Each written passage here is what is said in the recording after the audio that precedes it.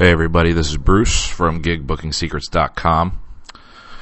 I wanted to take a moment to put something in your ear, and it's kind of a weird theory I've had for a while, but I'm starting to think it's true, and I wanted to run it by everybody and see if this makes sense to you. And the idea is that no one is really in the music business except for you, teachers, and producers.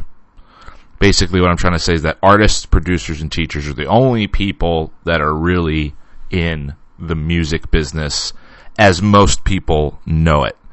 And it sounds radical, but I want to see if you guys can follow me down the rabbit hole. And I want to see if you come to the same conclusion that I do. So, artists, producers, and teachers are the only ones in the music business, and I'll tell you why. Artists, first of all, they write songs, they play instruments, they sing, they do all that other stuff, okay? So, inherently, they're musical, right? So they're, I guess, in the music business, kinda, because they're not really business-oriented, but they're very musical.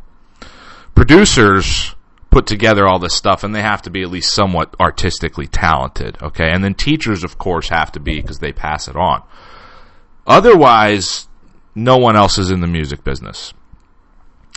So if they're not in the music business, what business are they in? Well, what is business about? It's not about art, it's about money, right?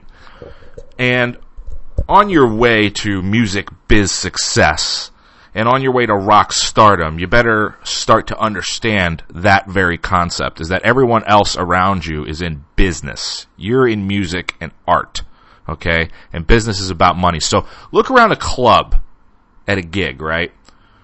When you're at a packed gig, where's the money? Look for it. There's cash being thrown around everywhere around you when you're at a good gig. Where is it? Some of it, hopefully, is at your merch booth, okay?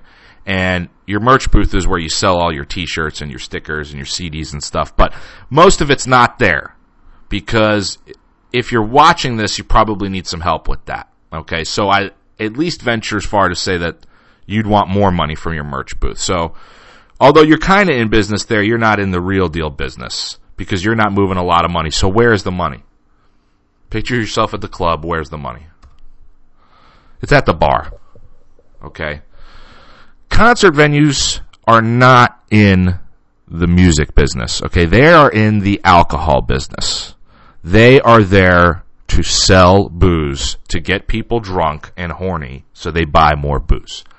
It's completely irrelevant to them which band is playing, whether your art is good, your music is good, your musical and artistic integrity is completely irrelevant to them, okay? It doesn't even come up on their radar. The reason they are ignoring all of that is because they are focusing on inhaling money. They make tons and tons of money if the artists bring people who drink. When the bar is slow, you ever notice how the tone at the club starts to really suck? Well, that's because in the bar owner's eyes, you suck. I don't care how awesome your song is. If you're not bringing in dough at that bar, you're perceived to have sucked. And that will in turn drain you of your own profits, okay? Because you need to make money to survive too. And again, you want to be a rock star, right? You want to go out, make money, and tour. Well, you better help other people make money too. So, this is not the first instance of how this works, okay? And this is another reason I believe my music business theory, that you're the only one really in the music business. Take a look at movie theaters, okay? Did you know the movie theaters do not make any money off of ticket sales? They're not in the ticket selling business, okay?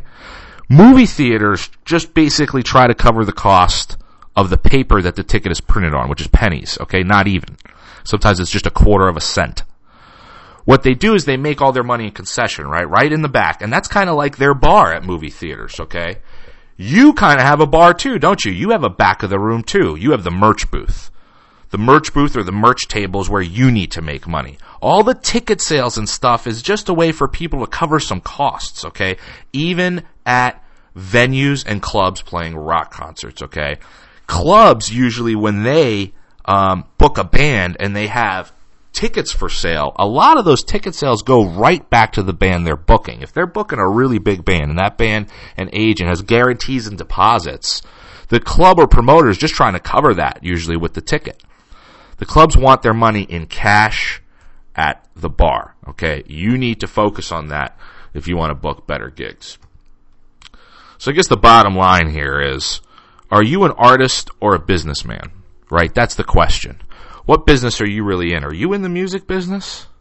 Shouldn't at least one person in your band not be in the music business? Shouldn't they be in the business or the liquor business and know how to make other people money so you can book better gigs? Because really, only you and your friends speak the language of music. Okay? Most of the people around your career speak the language of business. And your career is only going to move forward once you get a handle on at least some basic business skills, like who's making the money and where is it really coming from. And no, I don't mean go out and get an MBA or learn how to use Excel spreadsheets or learn how to use big business words. That's not what I mean. That doesn't make you a good businessman. What I want you to focus on is learn how to make other people money. Okay, so I don't want to give you a homework assignment, but if you could help me prove my theory, why don't you go out and start using some of the techniques I've been talking about in this presentation, okay? Focus on getting some 21 and over people to your shows. Make sure that the people you're booking with at these clubs understand that that's what you're trying to do, and you're very aware that that's how they make money. Once they're aware that you're aware of that, they'll understand that you're going to promote that way, and they're going to be more keen on you playing there, okay? And try to figure out where the money is going and who's making it, okay? And who the most powerful players are in any gigging scenario. That way you can leverage it better and stop talking art, start talking business. This is Bruce from GigBookingSecrets.com.